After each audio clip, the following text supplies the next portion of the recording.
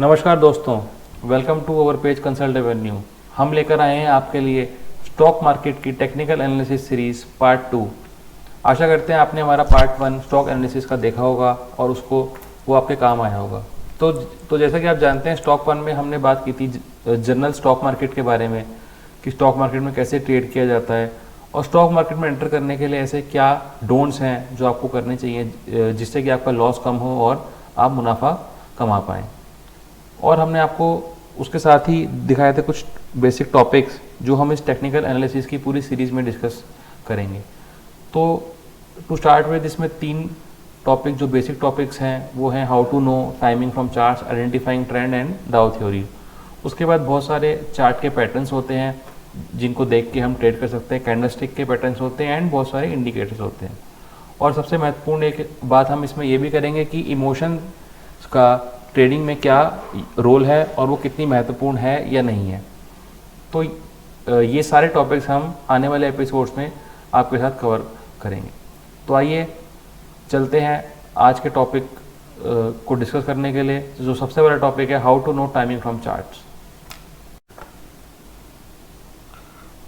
तो एक चार्ट को देख के इन्वेस्टमेंट की टाइमिंग जानने के लिए सबसे पहले हम ये समझते हैं कि कोई भी चार्ट बनाया कैसे जाता है। तो देखिए, जब भी हम कोई चार्ट बनाते हैं तो वो चार्ट इस तरह से, इसमें वेरियस डाटा पॉइंट्स प्लॉट करे जाते हैं। अब वो डाटा पॉइंट अलग अलग पीरियड या अलग अलग अवधि हो सकते हैं। सपोज आप 15 मिनट का चार्ट देखना चाहते हैं तो उस केस में हर 15 मिनट के पूरे होने पे जो भी शेयर का क्लोजिंग प्राइस होगा वो डाटा पॉइंट चार्ट पे प्लॉट किया जाता है और उन डाटा पॉइंट्स को आपस में जोड़ के एक चार्ट बनता है जिसको देखकर हम स्टॉक के फ्यूचर की प्रेडिक्शन करते हैं। उसके आगे की मूवमेंट बढ़ेगी या घटेगी उसकी प्रेडिक्शन हम इसकी मदद से कर पाते हैं। अब कोई भी चार्ट एनालिसिस करने के लिए डाटा पॉइंट कुछ भी हो सकते हैं। जितने भी मार्केट में सॉफ्टवेयर हैं, चाहे वो फ्री के हों चाहे पेड हों, उसमें 1 मिनट से लेकर और 1 मंथ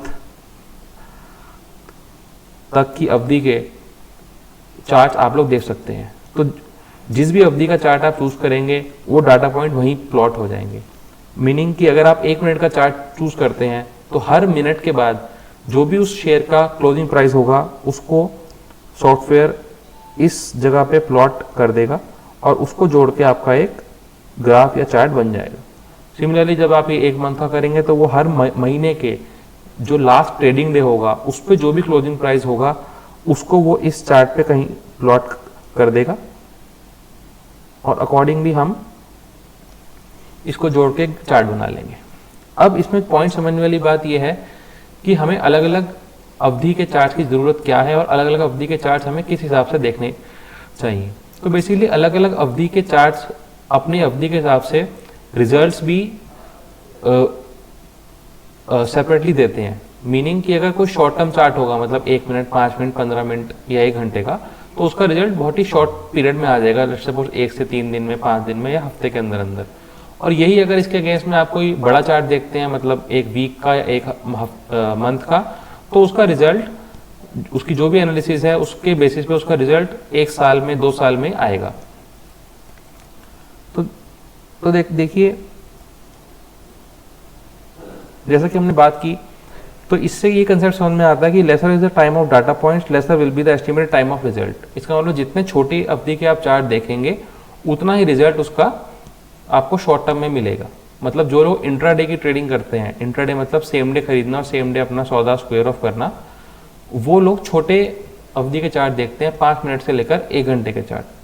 तो जनरली ऐसा जो कहा जाता है या जो आज तक के रिजल्ट से एनालिसिस किया जाता है वो ये देखा गया है कि 5 मिनट से लेकर और 1 घंटे का चार्ट जो होगा वो आपको 1 से 4 दिन में रिजल्ट देगा। जैसे 5 मिनट का 1 दिन में दे देगा, 1 घंटे का होता है 4 दिन में दे।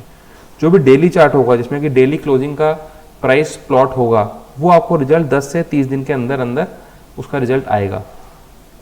वीकली जो चार्ट होगा वो आपको 6 से 12 महीने की इन्वेस्टमेंट के लिए आपको वीकली चार्ट देना चाहिए। अगर आप ट्रेडिंग करना चाहते हैं तो आपको फिर डेली या उससे भी छोटे चार्ट देखने चाहिए। बट अगर आप एज ए इन्वेस्टर ट्रेड करना चाहते हैं तो आपको ये वीकली और मंथली चार्ट्स ही देखने चाहिए, क्योंकि इनके रिजल्ट्स इमीडिएट नहीं आते। सपोज आपने वीकली चार्ट देख के कोई सौदा ट्रेड किया तो आप सोचें कि नेक्स्ट डे ही ये मेरे को रिजल्ट दे जाए, तो ऐसा नहीं होगा, उसमें थोड़ा समय लगता है, उसमें 6 से 12 महीने लगते हैं। और अगर आप मंथली चार्ट देखते हैं तो वो आपको रिजल्ट 2 से 4 साल में देता है। तो ये हमने जाना कि चार्ट्स को देख के हम अपना इन्वेस्टमेंट का पीरियड कैसे डिसाइड करें कि जो हम इन्वेस्ट कर रहे हैं वो कितने पीरियड के लिए कर रहे हैं, जो हम ट्रेड कर रहे हैं वो कितने पीरियड के लिए कर रहे हैं। तो हम किस डाटा पॉइंट के चार्ट को देख रहे हैं वो देखकर हम ये अनुमान लगा पाएंगे कि हम कितने पीरियड के लिए हम इन्वेस्ट करने जा रहे हैं। तो आइए चलते हैं अगले टॉपिक की ओर, जो है हाउ टू आइडेंटिफाई ट्रेंड। तो देखिए, ये ट्रेंड को आइडेंटिफाई करने का ही सारा गेम है। अगर हमने किसी ने भी ट्रेंड को सही तरह से आइडेंटिफाई कर लिया कि शेयर ऊपर जाएगा या नीचे जाएगा, तो वो आराम से प्रॉफिट कमा सकता है। तो इसको एनालिसिस करने के लिए बहुत सारे तरीके हैं, बहुत सारे इंडिकेटर्स हैं, और उसके बाद भी उसको 100% तरीके से गैस कर पाना किसी के लिए आसान नहीं है। पॉइंट क्या रहता है कि अगर हम उसको 60-70% एक्यूरेसी के साथ जज कर लें और उसको हम पकड़ पाएँ तो हम एक ट्रेड में प्रॉफिट कमा सकते हैं। तो बिल्कुल स्टार्ट में जो बिल्कुल बेसिक जो डेफिनेशन है या जो बेसिक तरीका है ट्रेंड को आइडेंटिफाई करने का, कि हम पीछे का ट्रेंड एटलीस्ट आइडेंटिफाई कर पाएँ कि ये शेयर अभी किस ट्रेंड में है, उसका फ्यूचर क्या होगा, उसके लिए और इंडिकेटर्स हैं। बट उन फ्यूचर को जानने के लिए हमारे लिए ये ज़रूरी है कि हम पीछे का ट्रेंड डिसाइड कर पाएँ कि जो ट्रेंड अभी चल रहा है, जो चार्ट इसका बना हुआ है, वो अप ट्रेंड में है या डाउन ट्रेंड में है। तो इसकी बहुत ही सिंपल और आसान परिभाषा है। अप ट्रेंड में एक शेयर तब कहा जाएगा जब वो a series of higher lows बनाएगा, मतलब सीरीज ऑफ हायर लोज बनाएगा। और डाउन ट्रेंड में कब कहा जाएगा, जब वो सीरीज ऑफ लोअर हाइज बनाएगा। तो आइए इस बात को एक ग्राफ से समझते हैं। जैसे कि मैंने ये ग्राफ आपके लिए दिया है, इसमें अगर आप देखेंगे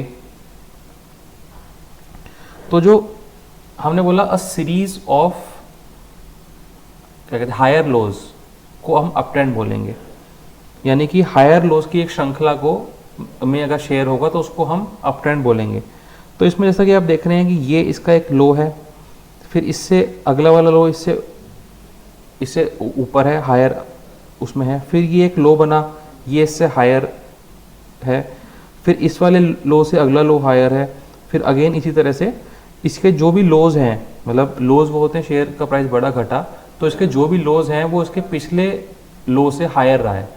तो जब भी शेयर इस तरह से बिहेव करेगा कि पिछले लो से उसका अगला वाला लो हायर होगा, तो उस शेयर को हम अप ट्रेंड में बोलेंगे।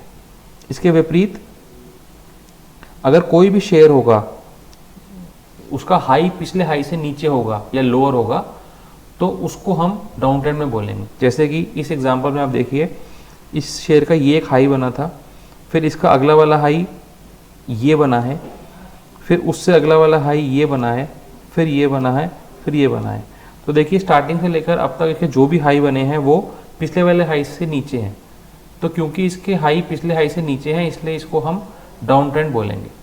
तो डाउन ट्रेंड और अप ट्रेंड, जो बेसिक ट्रेंड हम किसी भी शेयर का अगर स्टॉक का चार्ट से हम एनालिसिस करना चाहेंगे, तो हमको सिंपल सी डेफिनेशन जो ध्यान रखनी है वो यही है कि a series of higher lows अगर किसी चार्ट पे बनेंगे तो वो अप ट्रेंड कहलाएगा, और a series of lower highs अगर किसी चार्ट पे बनेंगे तो उसको डाउन ट्रेंड हम बोलेंगे।